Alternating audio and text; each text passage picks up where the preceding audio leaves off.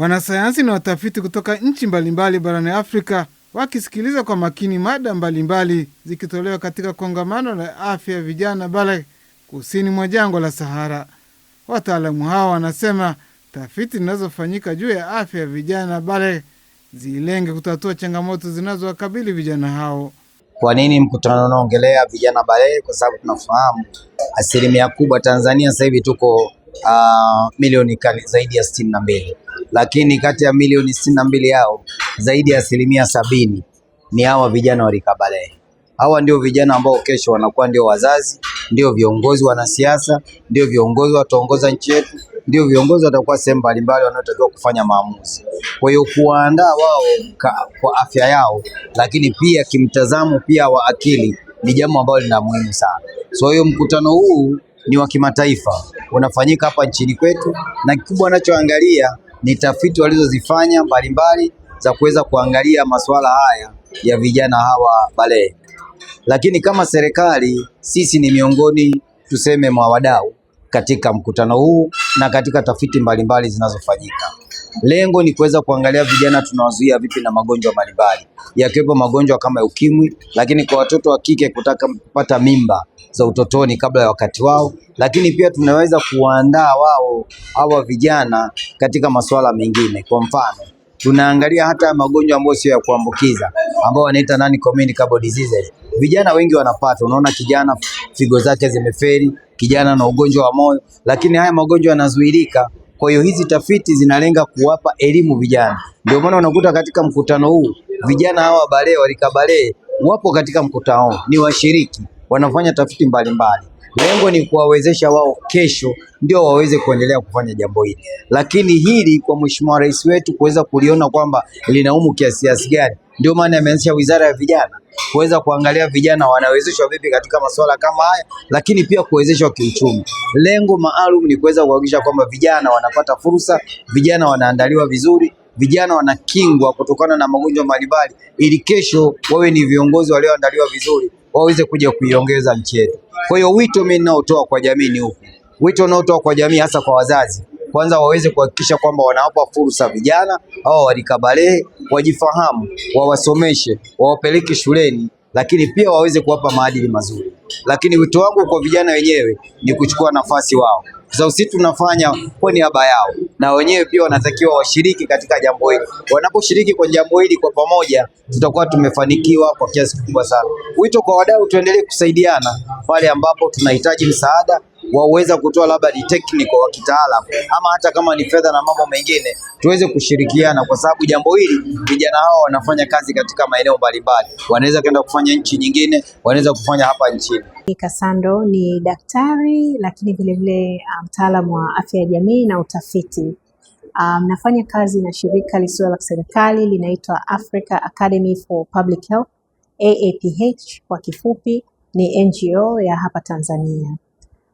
Kwa kifupi, shirika letu limejikita kwenye ufanyaji wa utafiti mbalimbali za afya, lakini vilevile kwa ushirika kufanya mafunzo mbalimbali ya ufanyaji wa tafiti kwa kushirikiana na wadau mbalimbali, ikiwemo vyuo vikuu vyetu vya afya, ikiwemo cha Muhimbili pamoja na chuo kikuu cha Dodoma, lakini na taasisi mbalimbali.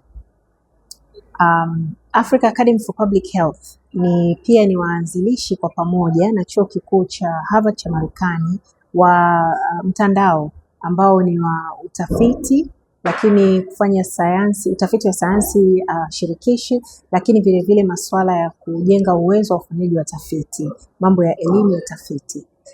Mtandao huu unajumuisha nchi 10 hapa Afrika ikiwemo Tanzania, lakini vile vile na washirika wetu ambao wako bara la Ulaya na ambao wako Marekani, hususan chuo kikuu cha Harvard.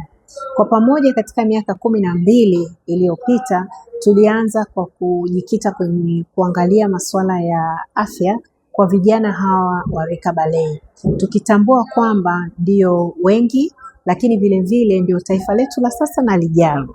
Kwa ni muhimu sana kuangalia hapa ambapo tunapata nafasi ya pili, jinsi gani hawa vijana wanaweza wakaelimika vizuri na kuweza kujijengea wao wenyewe maisha yao yatakayowaletea afya bora pale ambapo wao watakuja kwa watu wazima. kwa imani kubwa kwamba kijana akiwekewa mwanzo mzuri na misingi bora, basi yeye atakuja kuwa mtu mzima ambaye ana afya njema, atachangia kwenye kujenga na kukuza uchumi wa nchi yetu, lakini vile vile yeye akiwa kama kijana wa kiume na wa kike, nao wataweza kuwa watu wazima ambao watakuja kuwa na familia bora zaidi kwa ajili ya ustawi wa jamii yetu ya Tanzania na hapa nchi zetu za huku chini ya jangwa la Sahara. Nchi ambazo zimeweza kukutana hapa ni nchi 10 kutoka Afrika. Tumekuwa na India, vile vile bara la Ulaya, tumekuwa na nchi 4 na Marekani.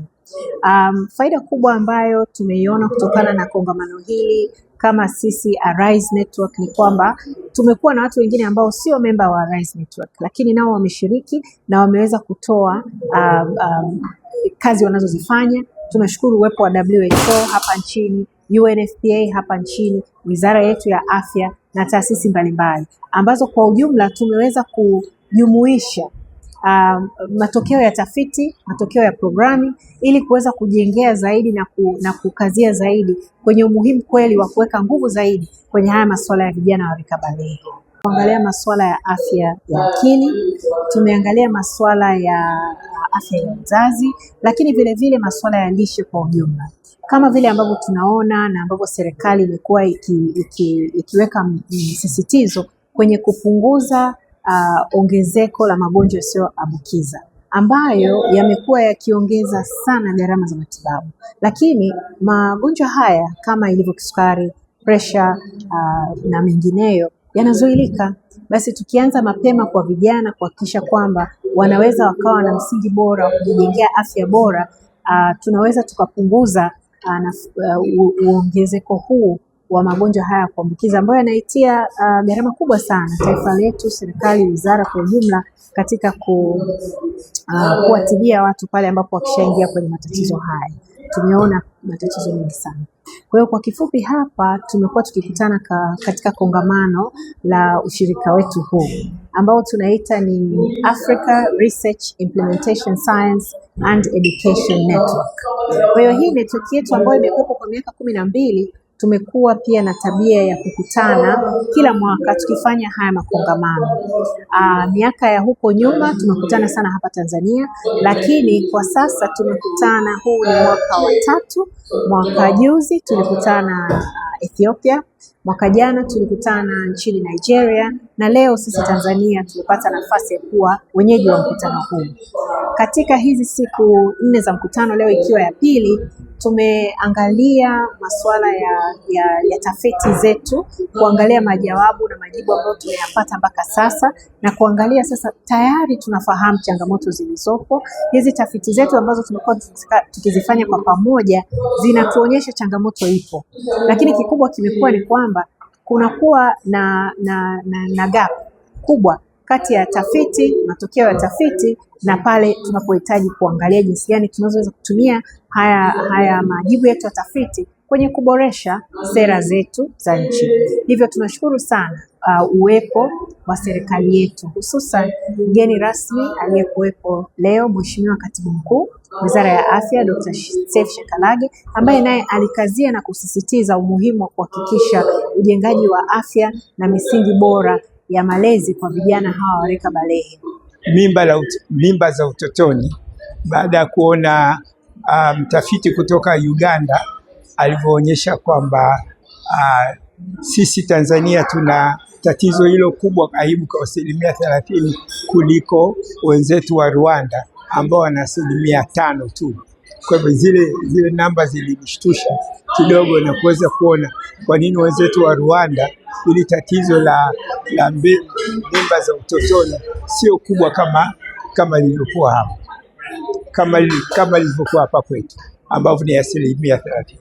Mwito wetu kwamba na tunajitahidi sana tuweze kuangalia hizi takwimu zinazotolewa hivi sasa baada ya kufanya utafiti, na tuweze kuona namna gani tunaweza kuzitumia kwa faida ya watu wetu. Vijana waliohudhuria kongamano hilo wanasema huu ni wakati sahihi wa kuwashirikisha katika utatuzi wa changamoto zinazowakabili ikiwemo magonjwa. Majina naitwa Mariam Albai Surve, na mimi niko hapa kama Advisory Youth member wa Arise-Nutrient, na mpaka sasa tumeweza kuchangia katika kutengeneza sera mbalimbali zinazohusu afya katika ukanda wa Afrika, lakini vile vile kupata ujuzi mbalimbali katika kutengeneza tafiti mbalimbali, lakini pia kufanya programs mbalimbali. Kwa hiyo hicho ndio ambacho tumenufaika sisi kama wadau au bodi ya vijana ya Arise-Nutrient. Lakini kwa hususan siku hii ya leo na katika event hii, basi kitu ambacho nimeweza kujifunza ni kwa namna gani vijana wana mchango mkubwa sana katika kuhakikisha kwamba masuala na ajenda za afya zinapelekwa mbele, na sio kwa Tanzania tu, lakini kwa Afrika kwa ujumla. Nimeona nguvu ya vijana katika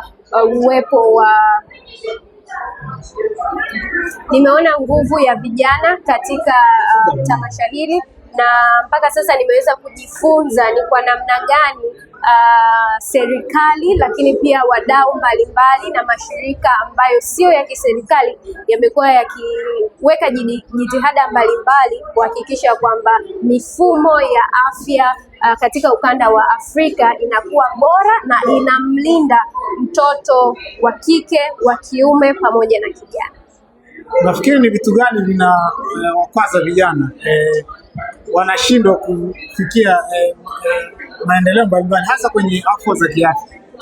Nahisi kitu cha kwanza ambacho kinawakwaza vijana ni kutokuwepo kwa usikilizwaji. Mimi ninaamini vijana tuna mawazo, kwa sababu tukiongelea afya ya kijana, sisi tunapitia changamoto nyingi, na katika hizo changamoto sisi ndio tunajua tunawezaje kutoka katika hizo changamoto. Kwa hiyo ni kutokushirikishwa katika mchakato mzima wa kutafuta msaada wa kuendeleza afya njema ya huyu kijana. Tungetamani tuweze kushirikishwa zaidi katika meza ambazo zinatengeneza sera, katika program mbalimbali ambazo zinatuhusu sisi vijana moja kwa moja. Tusiwe tu wanufaikaji, lakini tuwe watu wa kwanza ambao pia tunahusishwa katika utengenezaji wa afua za afya. Sisi ndio wahanga wakubwa wa matatizo ya afya, na hakutotokea mtu nje ambaye atatatua matatizo ambayo sisi tunakumbana nayo. Hivyo tuwe na confidence, tuongee, tuzungumze na kuwasilisha yale ambayo tunatamani yafanyike bora, ili kuhakikisha kwamba afya zetu vijana ni bora na tunajenga taifa lililo imara la sasa na la hapo baadaye. Wangu kwa vijana ni kuwa katika mstari wa mbele kutekeleza au kuchangia katika ajenda za afya. Sisi ndio wahanga, sisi ndio waathirika, hivyo inabidi tujitokeze, tupaze sauti zetu, tuseme kile ambacho tunakitaka, kwa sababu serikali pamoja na afua mbalimbali ambazo sio za kiserikali zipo tayari kusikiliza sauti zetu, mawazo yetu. Kwa hiyo tujitokeze. Naitwa Innocent Samson Luyamba. Mimi ni mwanafunzi katika shule ya sekondari Mvumoni. Nimepata nafasi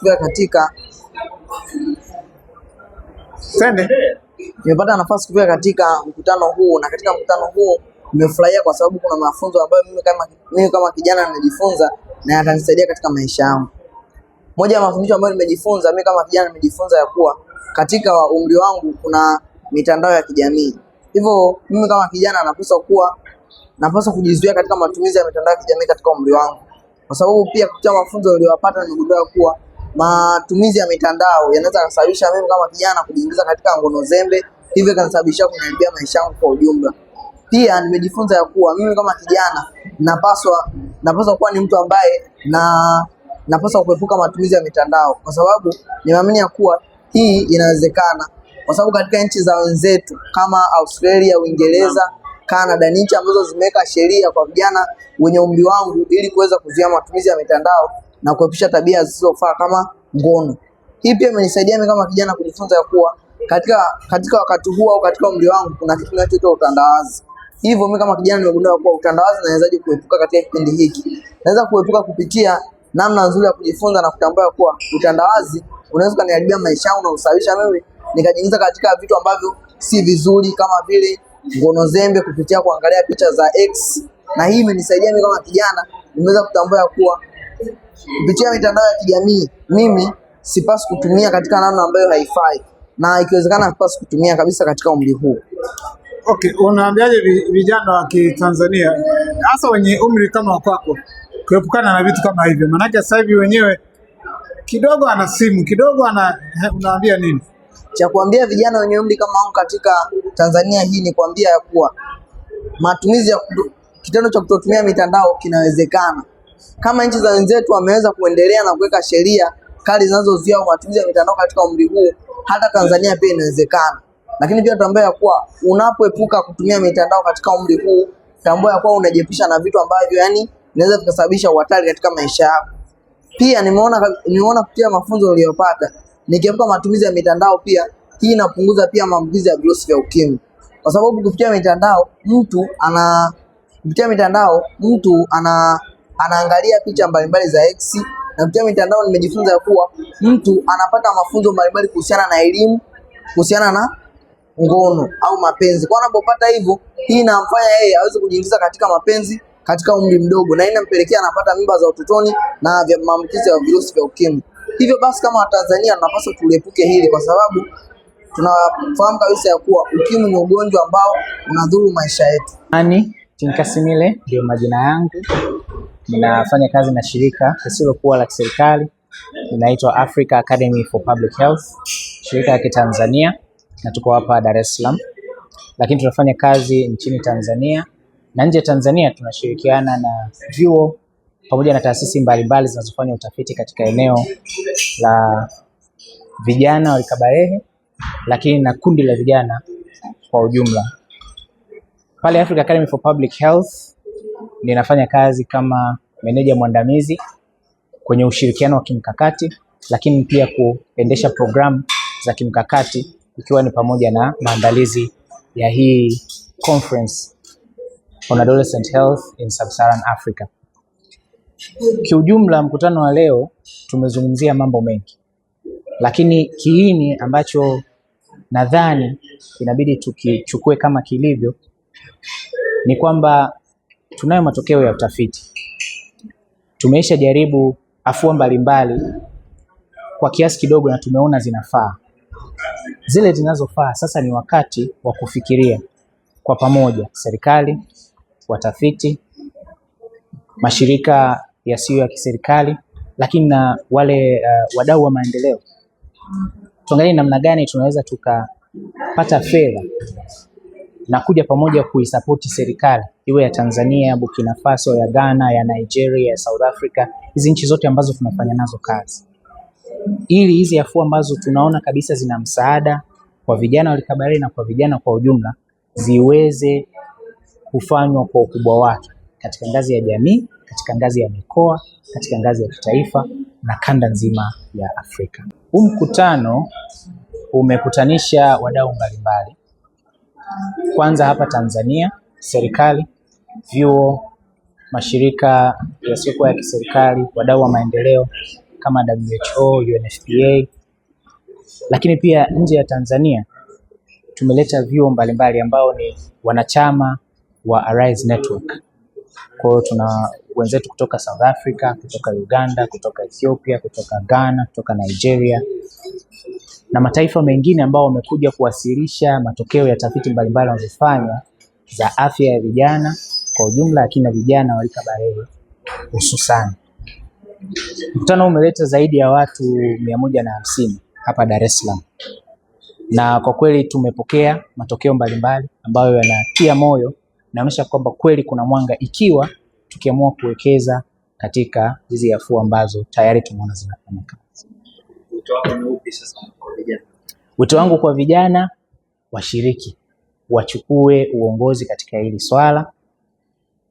Afya ni ya kwetu, mimi bado ni kijana. Tuichukue kwamba ni ya kwetu, tusisubirie kuletewa afua ambazo hazitatufaa.